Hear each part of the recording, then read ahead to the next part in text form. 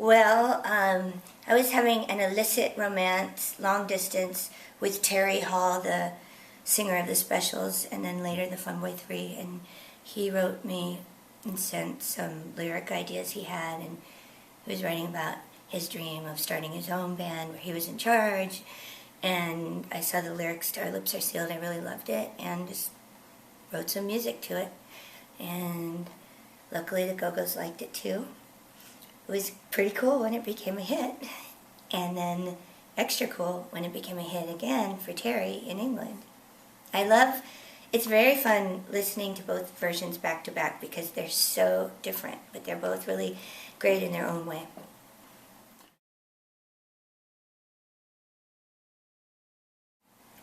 I just think our band, the Go-Gos, didn't really handle success very well. We were very young.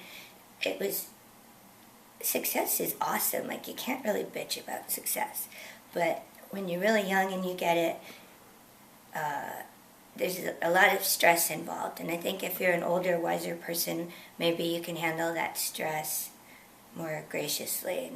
And I mean, we were just a bunch of messes and druggy, drinking. And for years, in the beginning, it was always the Go-Gos against the world. And after we got successful, I feel like it all turned inward, and it was like the Go-Gos against each other, and it just got really hard. And I, at one point, was just over it and ended up leaving the band. And then the girls valiantly tried to push forward, and they brought in another woman, and that was good. But I think there's something about the chemistry of the five of us that you can't really recreate. So I'm really grateful and happy that we got back together in the 90s, and we've been together ever since. And personally, I hope to never break up, but even if we do decide to retire someday, it's been quite a wild ride. And yeah, we always call ourselves the five-headed monster. Like, it's just this special chemistry that we don't get with anybody else.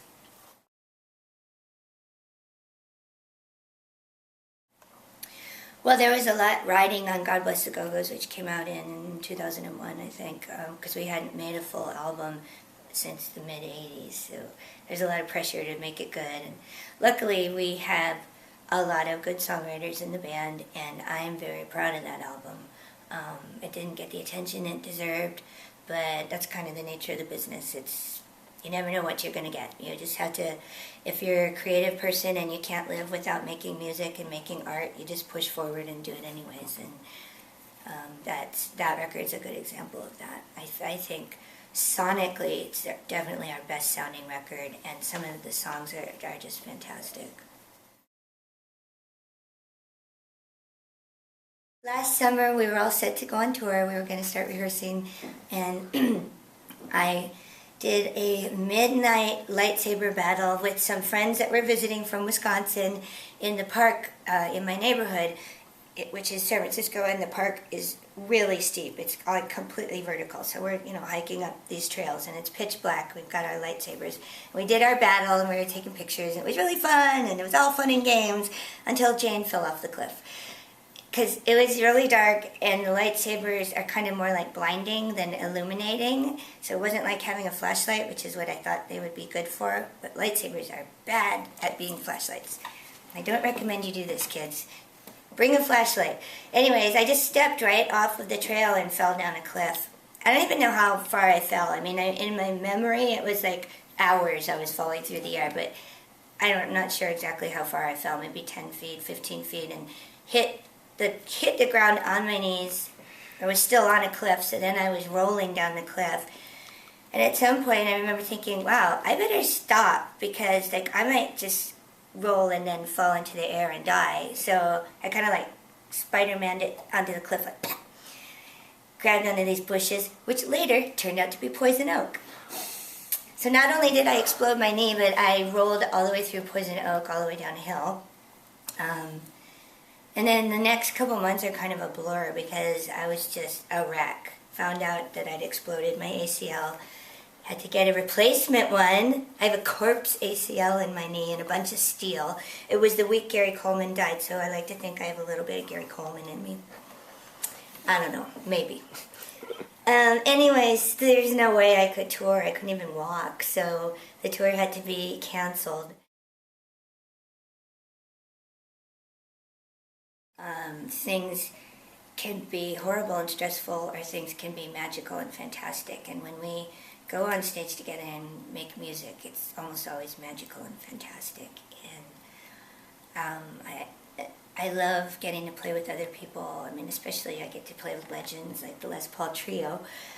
But being with the Go-Gos, it's comfortable and it's fun, and I think I know my place in the Go-Gos and I know how to do it well, and that is a very liberating feeling. Like when I'm on stage with the Go-Gos, I'm not in my head, I'm not thinking, I'm just being a Go-Go, and I love that. I got the opportunity to write with Keith Urban. Actually, it was Charlotte Caffey and I. We wrote with Keith when he was making his first solo album. Before that, Keith was in a band called The Ranch, and it didn't take off, but they were an amazing band, and my husband at the time managed them, so that was my in to work with Keith. And he's pretty much probably the greatest singer, guitarist I've ever worked with. Like, that guy, what a musician and what a singer. It's so natural. I'm sure he worked his ass off to get as good as he is, but music just flows out of him. It was such a pleasure writing with him. And I was so inspired. I mean, we wrote that song like in 20 minutes, man. We just banged that sucker out because it was like, this guy's great. Let's do this thing. And we just all, three of us dumped our stuff together, and there you have it. But for the grace of God, I think the funniest thing about the song is that he was, at that time when he was making his first solo record, he was writing so much and with so many different people, he completely forgot about the song. And what I've heard is that they were almost through with making the record, and they needed another song. And his publisher, Ronnie Brown of 1010 Music, said, well, what about that song you wrote with the Go-Go Gals? He's like, wait, I don't even remember it. He dragged out the demo. Oh yeah, this is pretty good, let's try this. And then it was his first #1 hit. So that's kind of cool. Okay, so this is Grace of God. I can hear the neighbors, they're arguing again.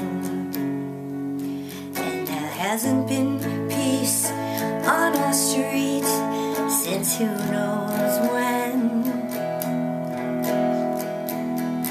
I don't mean to listen in, but the shouting is so loud. I turn up the radio to drown them out. And in my mind I say a little prayer.